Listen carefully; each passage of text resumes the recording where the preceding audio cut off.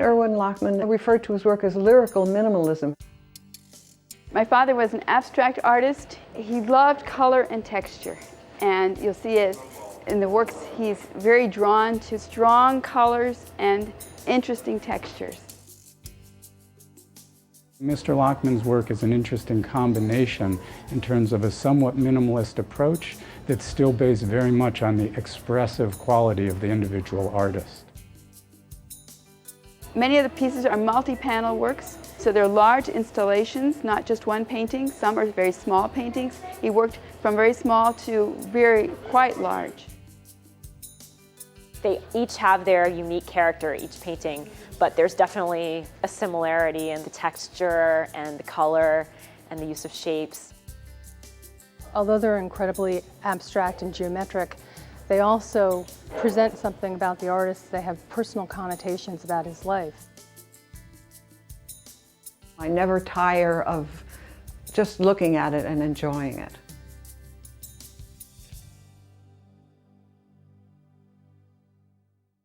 He was really a Renaissance man. He had many, many interests.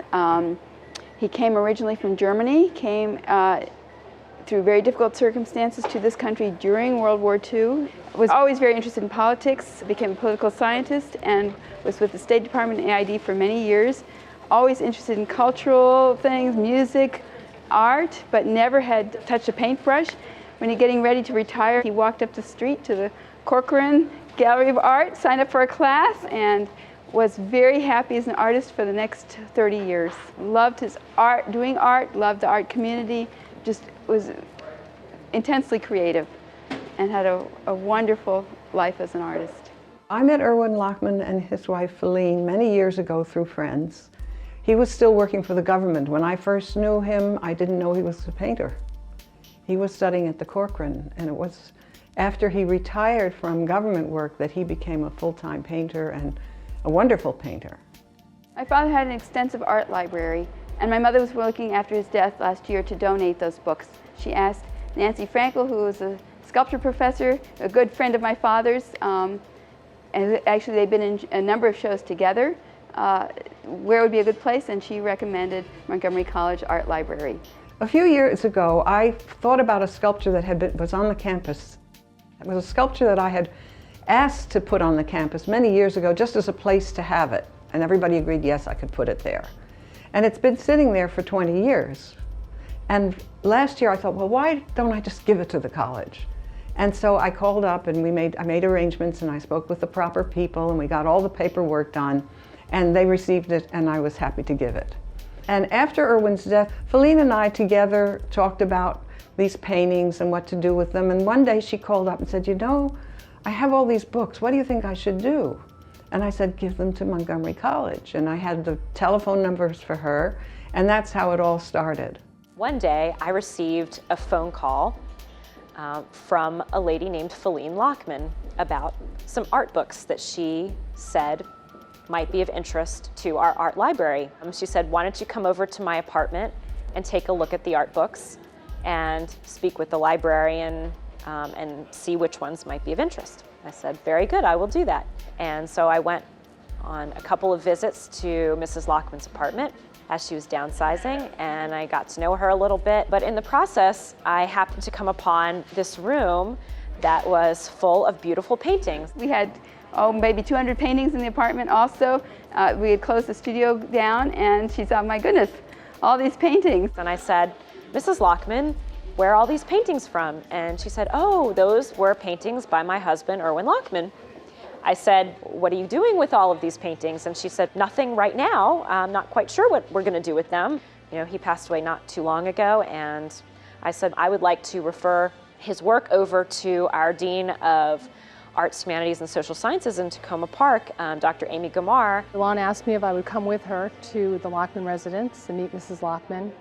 And while we were there, Mrs. Lachman showed us an incredible treasure trove of canvases that she had from her husband, Erwin Lachman. And we were so excited about these canvases, took tons of photographs of them, which I then brought back to our committee, to the exhibitions committee here at the college. The committee was interested, and we didn't know a great deal about Mr. Lachman at that point. He was a local artist, but we're happy to look at his work, which we did, and we first reviewed some images of his work, and then we arranged a visit to Mrs. Lachman's house, where Professor Wilfred Bruner and myself and Maureen Cole from our exhibitions office looked at a whole range of Mr. Lachman's paintings. And at that point we were thrilled. The work was quite beautiful. We're so struck by the color and texture and the luminosity of the canvases that we were really excited to offer a show for Mrs. Lachman to honor her husband and his work. And from there, the gift was accepted happily, and he also had a show there, which was very nice. So we looked at a whole range of paintings, and we selected quite a few of them that we'd be interested in either accepting as a donation and or mounting the exhibit from. To see his work there hung in an exhibition by another person and see the way that certain pieces were grouped showed them off beautifully and just reaffirmed for me his stature as a wonderful artist. It was a very fortuitous connection we made. Erwin referred to his work as lyrical minimalism, if I'm correct. He was an abstract artist, and he was interested in balance and form, and he was interested in textures because he used a lot of sand, mixed a lot of sand in with his work. And he was interested in the lyrical quality, the way the colors and shapes would balance each other and sing together. In the works, he's very drawn to color and using sand for texture, which is unusual. He started early on doing that and realized he could create many different types of texture with sand and different kinds of sand, different qualities of sand, and mixed in with acrylics.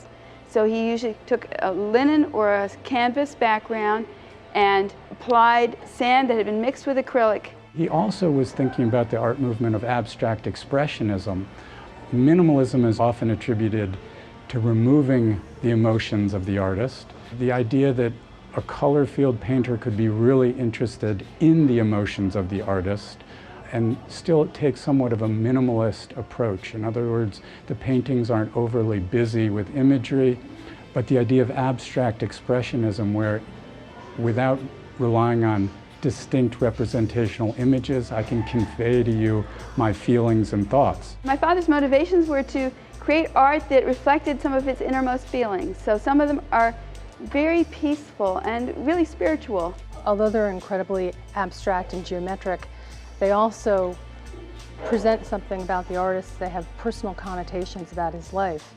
And in the case of Memorial 1942, you see an example, I think, where you get the sense of the very geometric lines of the gates of a concentration camp, the black and white life and death kind of feeling of the painting really reflect Mr. Lachman's experiences as a Holocaust survivor, but obviously reflecting on that in his work.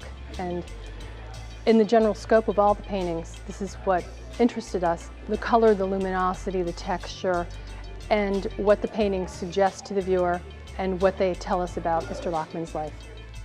I've always been interested in minimalism and shapes, bold color and line and texture. And Erwin's art just had all of that.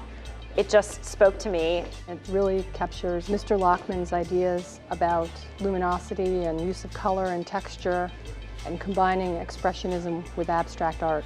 The idea of abstract expressionism where without relying on distinct representational images, I can convey to you my feelings and thoughts.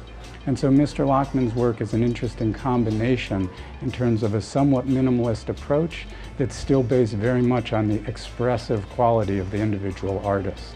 The painting that I own, that's on the wall over here, we traded artwork at one point, and this piece I look at every day and I still love it. It's a very beautiful piece.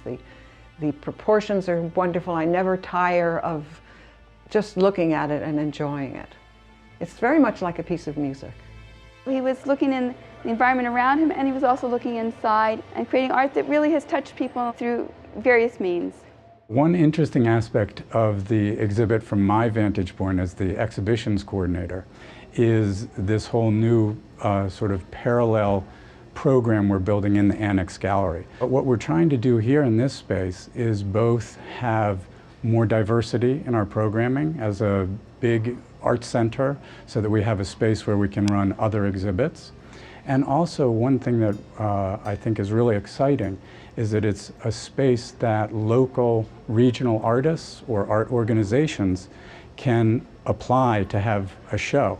This is a wonderful opportunity for local involvement and another venue for local and regional artists to show their work.